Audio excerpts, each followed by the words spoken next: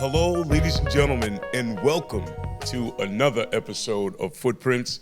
I'm your host, Anthony Davis. I'm an educator at BHS, that's Beverly High School for those folks who don't know. And joining me today, our guest has been sort of creating when he was young, drawing paintings and things like that. By the way, ladies and gentlemen, let me just tell you the name of this episode is Art, Exploration, and Doctor Who. We're going to get into some Doctor Who stuff, which is going to be really kind of cool. All right? Now, as I mentioned, he's a fan of Doctor Who, and this guy is also an artist. So, ladies and gentlemen, let's welcome to the show today, Mikey Lugo Jr. to the show. Hey, Mikey, how you doing? Going good. How you doing? I'm glad you got me out of my own time stream to be here. How about that? Well, you know, that's what I do. We're going to keep it simple. First question, like I always ask my guests. Yes. Tell us something about yourself that nobody knows. Could be kind of quirky, could be kind of funny. Tell us a little something about Mikey. Oh, there are so many, but if I were to say, I have a lot of many little silly thoughts in my little subconscious mind. Okay. So give me one thought, silly thought that you have that is something that nobody knows about Mikey. There's so many people who already know, but You're kind of like an open book like me, right? I'm an open book, but I will say that there's still some parts of myself that I'm still discovering. Mm-hmm. So it's kind of like I am looking at for myself. Okay. So now let's do this. In terms of art, when you first got involved with doing that kind of thing back in 2000, right? Take me back to when you were really kind of getting involved and just starting. What were you drawing or painting as a kid? Oh my God! So this is gonna be like that ADHD thing. So where I have to like lock in.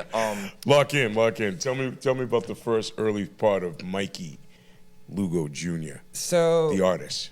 So to really go back in time, I think this is when everyone was trying to find out who they were gonna be or who they were gonna format themselves into. Because when I was at Witchcraft Heights Elementary School, this is like at least between there and my preschool stuff, like back, I can't remember the other location, but I know it was like around elementary school, preschool, and all. We love elementary school. Go ahead. Oh yeah, I do too. Basically around Witchcraft Heights, I was trying to find out who I was. Okay. Trying to find the foundations. But as time went on, I started to experiment with other hobbies. And then I started to watch a bunch of cartoons, movies that were animated. And it caught my attention that how do these people make these things? Then I started to realize they were doing like drawing and all of that stuff. So I started to double my hands into paint, crayons, pencils. Mostly it was crayon. All right. If you were to talk to my dad and my mom, they would explain of how creative I was back then. Okay. Because like me explaining this wouldn't do justice without them. Okay, so that's the early footprints right there, right? Yeah. When you were young, you started watching cartoons, you got involved in that, all of a sudden you're doing crayons and paintings and things like that. Right? That's the early footprints. Tell us a little bit about your parents. What do your parents do for a living? How do they influence your footprints? Oh, my God. So this is going to be interesting because the family itself has a lot of like footprints of their own that they have made. Mm-hmm. But the footprints that I have from my mom and dad, that is my dad, who is the same name as I am, because the thing is... Junior. Yeah, because I'm taking the legacy from him. Because I'm the junior and he's the senior. Mm-hmm.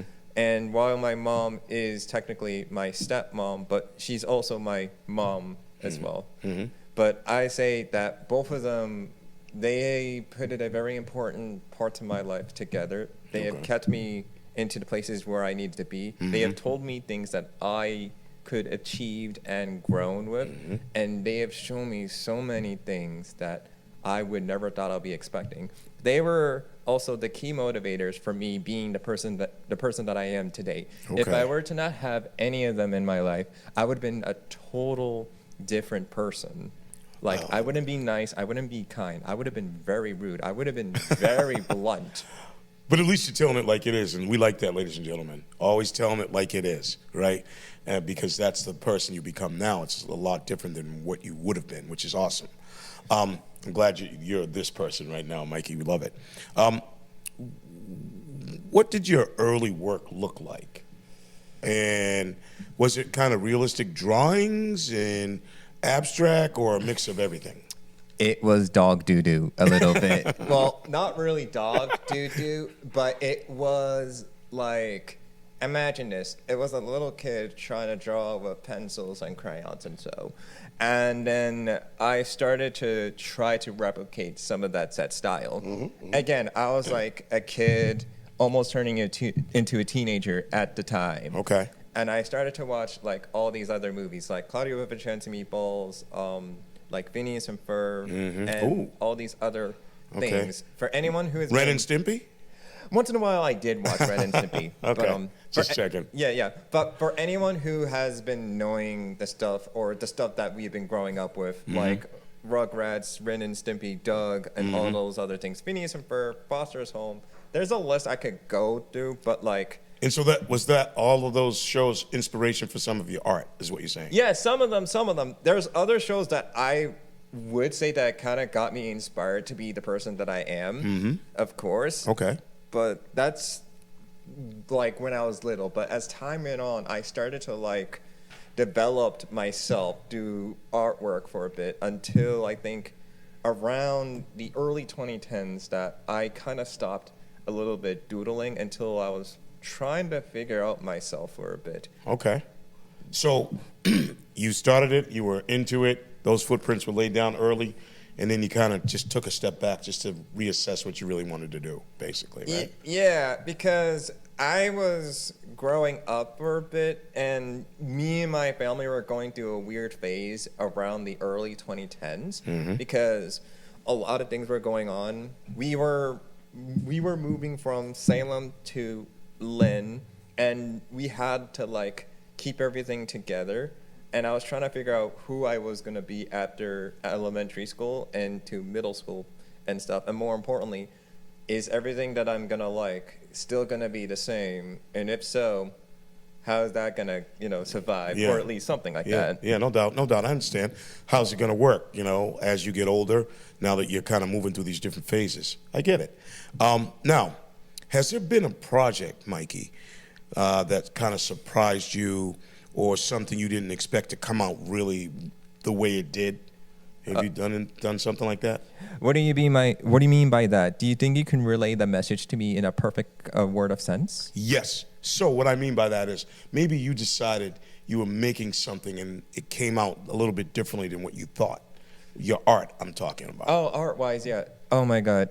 Is it okay if I count some of the videos that I have done as well? Absolutely, 100%. Yeah, so because actually I was rewatching some of my older projects that were like from 6-7 years ago, and it was like a little web series that I did called Mikey's Mind of Colors, and that web series was like a thing where I wanted to bring my characters to life, where they explore like my world or our world to be interacting.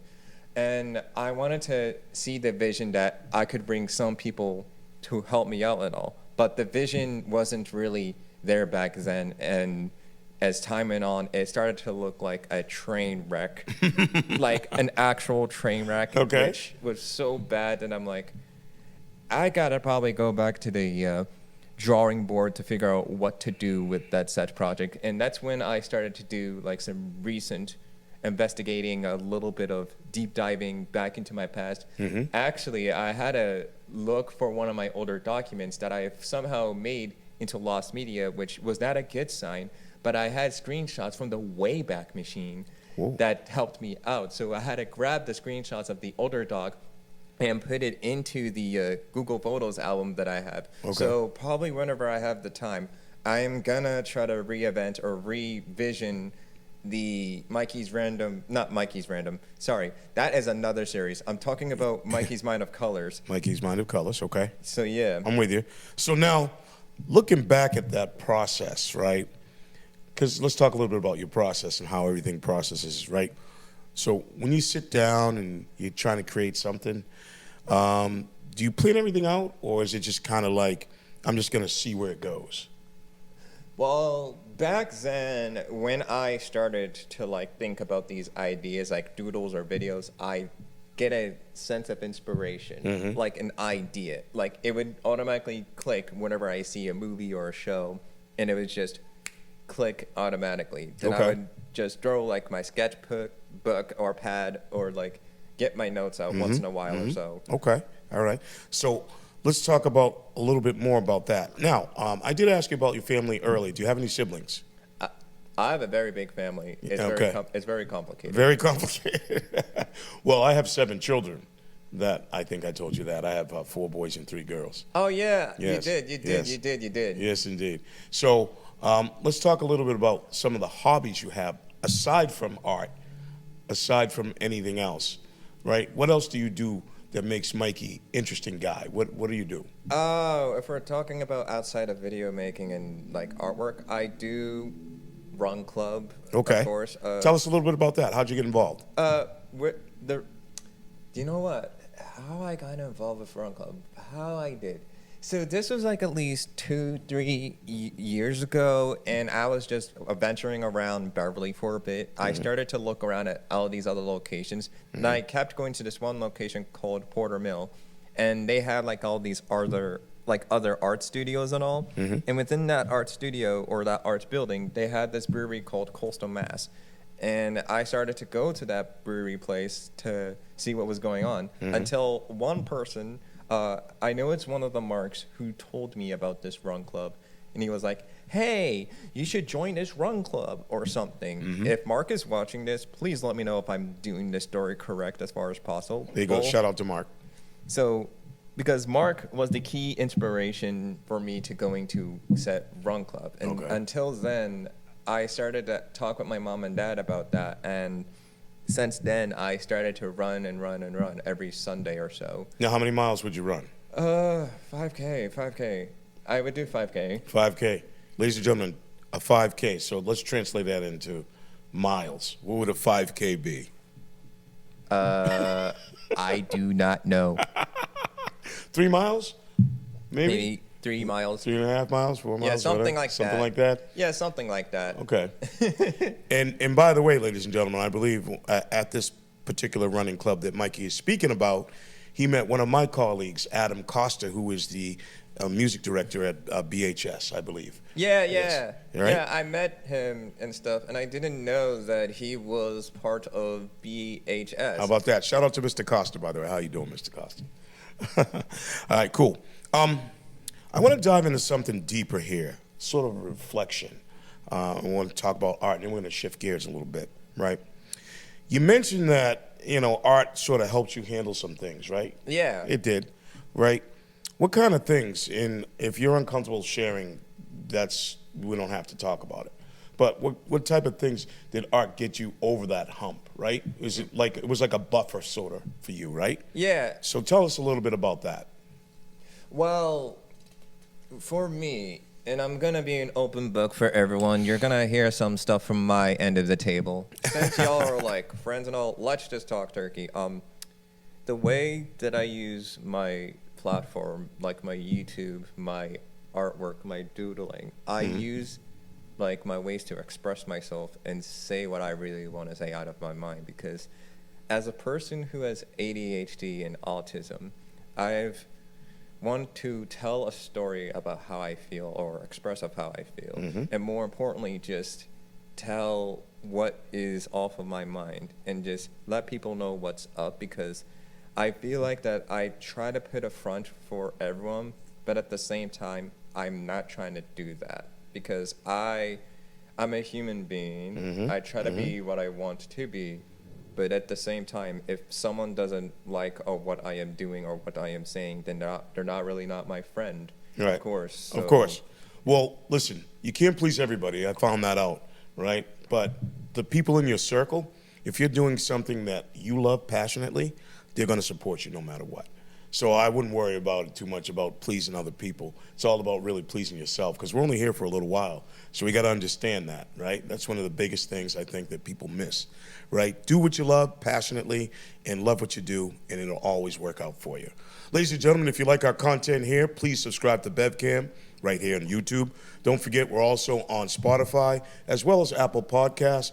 And if you want to be a guest on my Footprints podcast here, ladies and gentlemen, like this guy, Mikey Lugo Jr., please go fill out the guest form, www.footprintsimpact.com. Fill it out. Come, sit, tell us your story. It's going to be amazing. Now, has your particular art, has it taught you anything about yourself over the years? Oh, wow. You know what? That's actually a good question, because a lot of people would ask me, oh, what defines you with your art? How do you express yourself within the art? Mm-hmm. Does your art reflect of how you say things? Mm-hmm. I will say it reflects everything, because it tells not only like a story or a part of myself, it always tells a part of that set day, that time, that set moment of how I feel or what I want to talk about. I share my art with many array of emotions. And one of my creations, Dark and the Lost, he was originally going to be a darker part of myself, or like an anti-hero or so, or like this villain where he's just so tired of everything. And he was just like, oh, Mikey, why did you make me into this blah, blah, blah, blah, blah, blah. I can't even swear on this because you get the point. But he'd be a part of me that just gets very frustrated with everything. Okay. And but then later on, I started to rethink about him and all of that, and just make him like relatable to me in like different sort of sense, of course. Okay. So I'm thinking, I'm loving what I'm hearing here, because creativity in its purest form comes from you, which is great. Now, we're talking about maybe you can make this into like a movie or a comic book or something even bigger than that. What are we thinking? I was do you know what's so funny? I'm actually right now at the moment fixing up the lore, because I have so many other characters. For Darkin, he is at least the secondary creation that I have, while I have this other persona. Before Darkin, there was the Doctor. The Doctor looks like me. You're seeing this face. This guy has his own fan persona or so, and it was the oldest out of the whole Mikey thing as well. And it's all self-explanatory for anyone who knows about the Dr. Mikey lore. It's just him just traveling through the box, just trying to figure out who he is and all of that. I love it. Yeah. So let's segue into that right now. Perfect segue. I love it. So let's give you a little quick background. Mikey's, ladies and gentlemen, by the way, Mikey's speaking about Doctor Who, which is a show that aired beginning in 1963, that aired on BBC, right? It's older than most teachers, but I mean, I was one when this particular show aired, and it's still going strong. Now, at the center is the Doctor, right? He's the guy. He's an alien Time Lord, ladies and gentlemen, who travels through space, time, and he's in this thing called the TARDIS, which is really cool. It's a ship that looks like this huge blue police box. Ta-da! Right there, right? But it's massive inside, because, of course, why isn't it massive inside? Of course it is, right?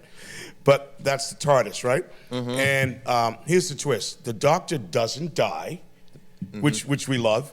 What does he do? They regenerate over time, right? They just keep regenerating, right? Yeah. Allowing different actors to kind of take over the role. And that's how the show has really lasted this long, ladies and gentlemen. It's really kind of cool, right? 60 plus years without getting stale, right? Now, here's some key eras to think about. Classic era, 1963. Now, remember, I was born in 1962, right? To 1989. That's kind of the original run where it actually happened. Now, and they had this like low budget type stuff going on, legendary storytelling, all that stuff happening, right? Then they had a revival period that happened. It was from 2005 to to the present, where we are now. Yeah, right? well, they actually did a thing around, well, if you want to go into logistics or actual, corrections of how the BBC would pronounce it, because they did the modern revival. We're going to call it V1, by the way. For V1, they did 2005 until 2022 because they did it with Christopher Eccleston until Jodie Whittaker. And they did. Ladies and gentlemen, he just dropped the name. Jodie Whittaker is the first female doctor. Yes. That much I know. All right, so check this out. This is what we're going to do right now. I have a picture here. I don't know if you can zoom in on it and see it. But these are some of the doctors. These are some of the regenerated doctors, right? And I'm going to go through it a little bit because it's kind of cool to think about this show and how it works and how everything goes along with it, right? Now, the doctors we know, the classic era from 1963 to 1989. The first doctor was William Hartnell. Yeah, William Hartnell, yeah. Right? Second doctor was Patrick Troughton, right? The third doctor was John Pertwee.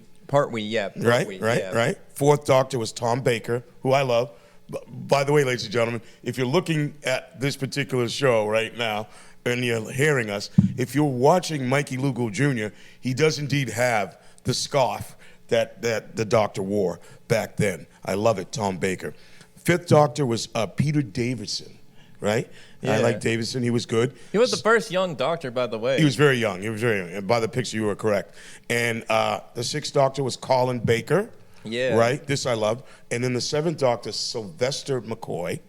Right? And then the eighth doctor was Paul McGann. That was right? That was like at least between classic Who and modern Who, because around 1989, there was a brief, production thing going on for classic Doctor Who. And then it was like, hey, I think the show is becoming dead and all. Let's pull the plug. Right. They were trying to quietly cancel the show. Yeah. And it was like, oh, we're going to be taking a little break. But not in reality. They were just saying, oh, it's a lovely little message of, oh, yeah, this show is canceled. And it was like... It's the show that won't die. It won't die. It won't die. It just keeps regenerating. Yeah, literally. We love it. Some of the companions, Susan Foreman was the granddaughter of the first doctor. Yeah. Which we love. Barbara Wright was there. A guy named Ian Chesterton, right? He was also a companion. Sarah Jane Smith. Yeah. Another companion, right? Yeah, Sarah Jane Smith. Oh my God. Right? Rest in peace, Elizabeth Slayton. Yes. She did a good job as Sarah Jane Smith. She was great.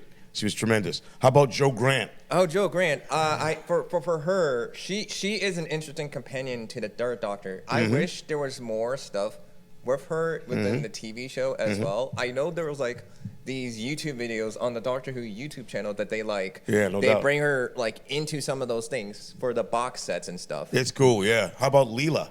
Leela, I gotta remember Leela. Oh yeah, the warrior girl. The warrior girl, indeed. Yeah, she was the warrior person in the Fourth Doctor's era. That's right. How about that? That's Tom Baker era, but ladies and gentlemen. How about Ace? Ace. Bam, boom, bam, yeah, bam. She always calls the Doctor Professor. I know, right? Literally, whenever you ever watch any of the 7 Doctor episodes, you'll see that Ace calls the Doctor just Professor instead of just calling them the Doctor. Right. Now check this out. Here's some of the villains: the Daleks, the Daleks, yep. The Cybermen, original version. The Master. Oh, the Master. Classic incarnation of the Master. Oh, yeah. Roger Delgado. Yes, indeed. Roger Delgado. How about Yeti and the Great Intelligence? Oh, yeah. The Web of Fear and the... oh, my God. I think it was the Embodiable Snowman and the Web of Fear. The Great Intelligence are like these things. I'm still trying to understand of who or what they look like. I know they... we don't know. Here. If you want me to be honest, the Great Intelligence, I only see the Great Intelligence as just this voice, this random voice that doesn't show their face or their body. They take over bodies or so, or try to possess that body. Right. But I may Very have strange. to do more research on that. All right. How about the what are they? The Sartarians? The Solarians? The Solarians? Those guys? Solarians. Oh, Saltarans. Oh, the Potato Boys. Potato Boys. Yes. We call them Potato Boys. Yes, I should have said that. We call them Potato Boys. Yes, you're gonna hear me saying this now. We call the Saltarans the Potato Boys. I love it. Check it out. The Ninth Doctor was Christopher Eccleston. Right? Eccleston, yeah. Christopher Eccleston. We like him? Yeah, I met him. Oh, you did? Yeah. Tell us that story, please. Oh, yes. So, okay. So let's talk turkey. So, if we're gonna talk about how I met all the other modern doctors, it was all at Fan Expo Boston. Christopher Eccleston was very sweet. He was very kind. Mm-hmm. If I have my memory correct, me and him were doing a picture, and we were trying to replicate one of my artworks, of course, and it was just amazing. And he was lovely. I forgot what he had said to me. This was like a while ago. This was like when everything started to open up again. So, how about the 10th Doctor, David Tennant?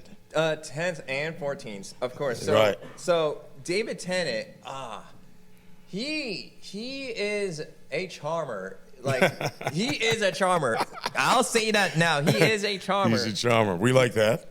How about the 11th Doctor, Matt Smith? He was the first doctor that I have met. He's the first one you met? Yeah. Back in 2017, for my first Fan Expo Comic-Con, I met Matt Smith with my sister. Matt was a very nice guy. Mm-hmm. Very, very nice guy. Now, the 13th Doctor, as you mentioned, was Jodie Whittaker. She was the first female. And then, of course, the 14th Doctor, reincarnated again in the incarnation, was David Tennant. Right? How about that? Right? Now, let's think about some of the companions, too. Yeah. Rose Tyler. Oh, Billie Piper. Right? Yeah.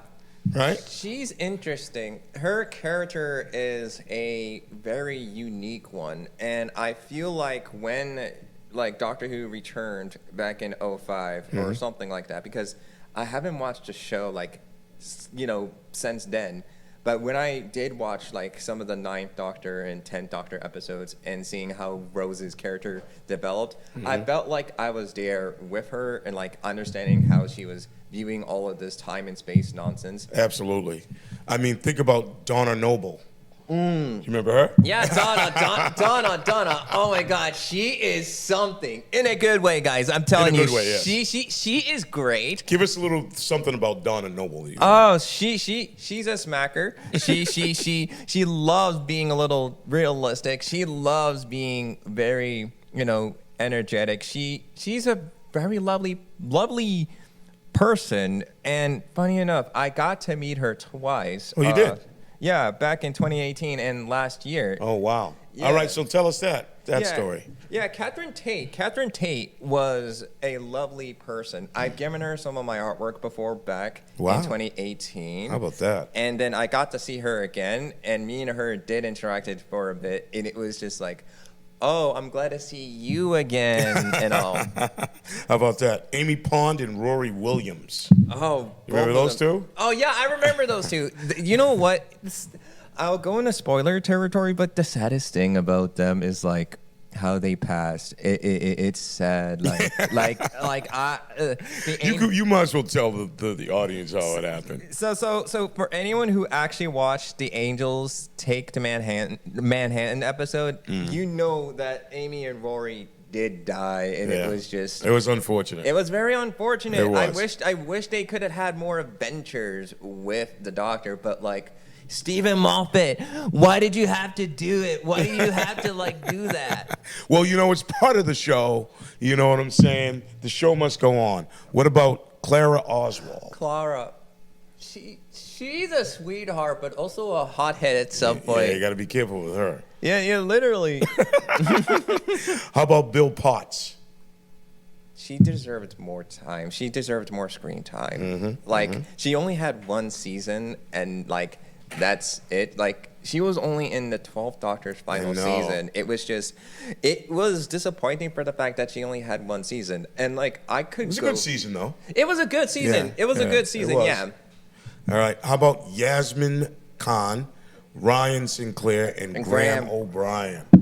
Right? All companions of the doctor. Yeah. Oh my God. You know what? I did watch Jodie's Error like a while back, and let me tell you, it felt very family, very like not campy, but it felt like they were trying to figure out who they were with the 13th Doctor and all. Oh, no question. No question. Now, they had a lot of recurring allies, right? River Song. River, the Doctor's wife. Yeah, she somehow I try to understand her lore because when I started to watch the show, I keep seeing her. I'm like, who is she? Why does she flirt with the Doctor? And more importantly, how does she know the Doctor like out of order or in an order? Yeah, correct. So, what about Captain Jack Harkness? Oh, he is. That guy's a Lucy. Little bit. But yeah. But in a good way. In a good way. Yeah. In a good way. I actually met him as well. John Berman. John Berman is a lovely individual. He actually somehow remembered me like years ago at one of our like past convention, and I'm like, you still remembered me after those years? That's amazing. Yeah. I love it. How about the K9? K9. Tin Dog, yeah. Yes, the Tin Dog indeed. Ladies and gentlemen, I'll tell you something. This is amazing to me, just to talk a little bit about the process of Doctor Who and the show. But here's a young guy. Mikey can't be older than, I'm going to guess, 21? No, I am. I'm 24, turning 25. 24? All right, so I was in the ballpark. I was three years off, but still, here's a young guy in his 20s, and he's watching a show that started out in 1963, a year after I was born.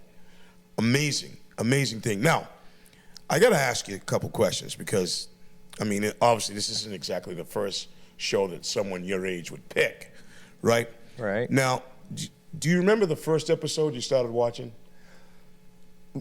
Yes, you know what? I will actually say this now. I still quote this to heart because it's still ingrained in my head. Okay. The first actual episode that I have saw was Tooth and Claw, and it was series 2 with David Tennant and Billy Piper, and it was the 10th Doctor's Error, of course. And this was on Disney XD. Yes, I'm actually saying this loud and clear.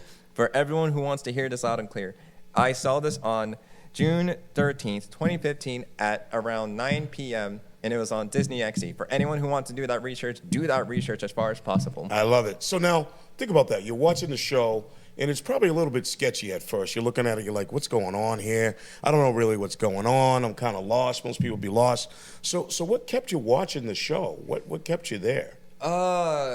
I think it was because my sister was telling me about all these other fandoms and all these other interactions that the show has. And that's when I started to pick my ears on like how there was this current iteration. This is when Peter Capaldi was the Doctor at the time. That he was doing his second series. This was 2015, just to remind you.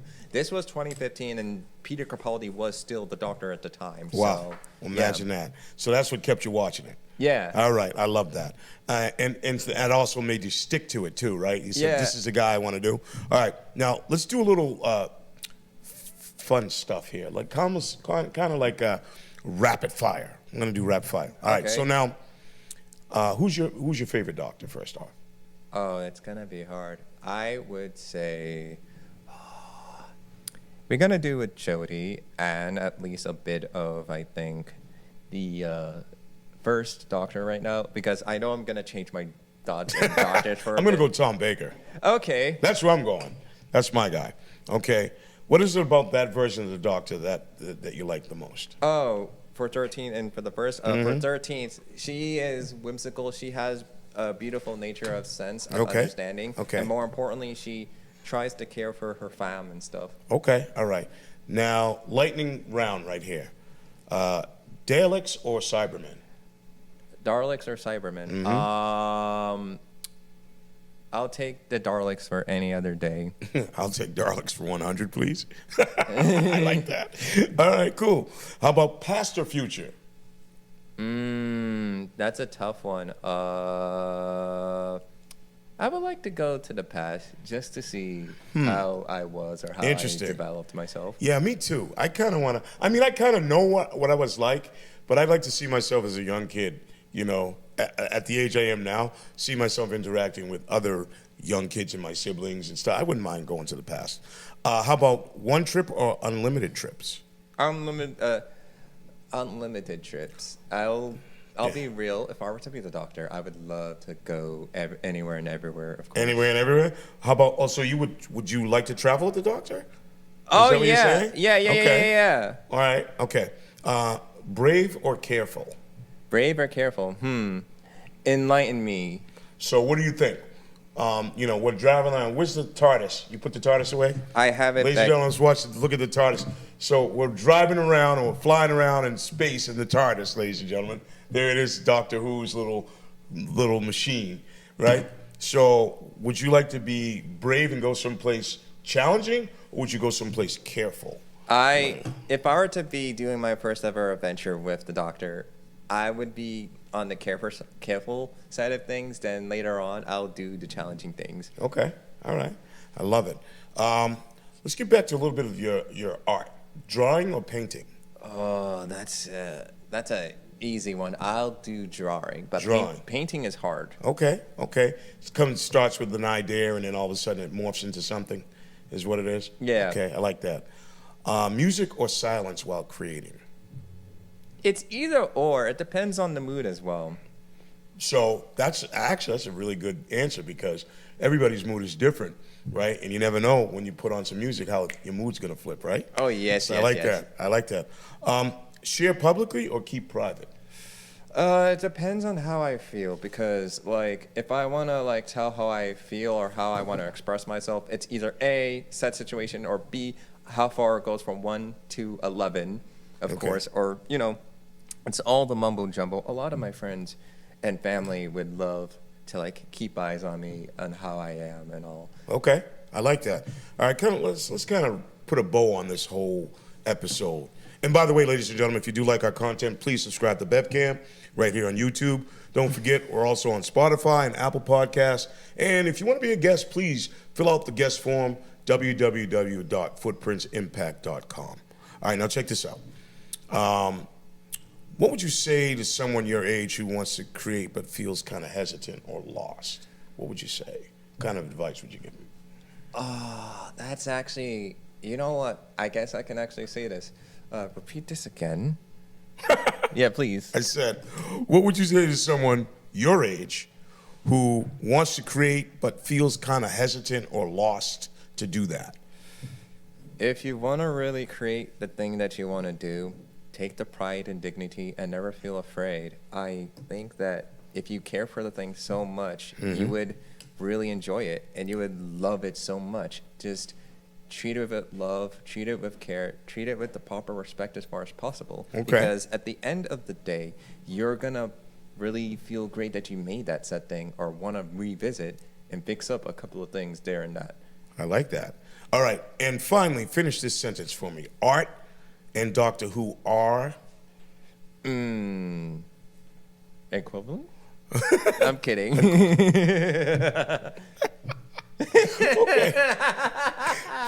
All right, that's not bad. All right, well, listen, ladies and gentlemen, you heard it here first from Mikey Lugo Jr., an artist. He explores and creates, but most importantly, ladies and gentlemen, he's a Doctor Who's fan, which I love. The show came out in 1963. Oh, my God, I can't believe it. Yeah. 1963, it's still rolling. It's still. And Mr. Davis was 1 year old, but that's another story. That is another story. Yes, indeed. Well, ladies and gentlemen, that's it for our episode of Footprints today. Real conversations we love to have with guys like Mikey Lugo Jr. Different perspectives are always great, finding meaning, and you find it in unexpected places, of course. Mikey's journey reminds us that art isn't just about creating something to look at. It's about discovering yourself, number one, and number two, processing that life, and then exploring the world in your own way through different animation and TV shows, which he did. Listen, I want to thank everybody for listening today to this episode. Hopefully it made you think a little bit, laugh a little bit, and see things differently. Share it with someone who needs this particular episode, and maybe share it with someone who is a Doctor Who fanatic, which we love, okay? And remember, no matter what you've been through or what's going on in your life, your story matters no matter what. Remember that, okay? And I'll see you next time. And as always, ladies and gentlemen, I leave you with this thought and this particular question. Who left a footprint on you? I'll see you next time. Bye-bye.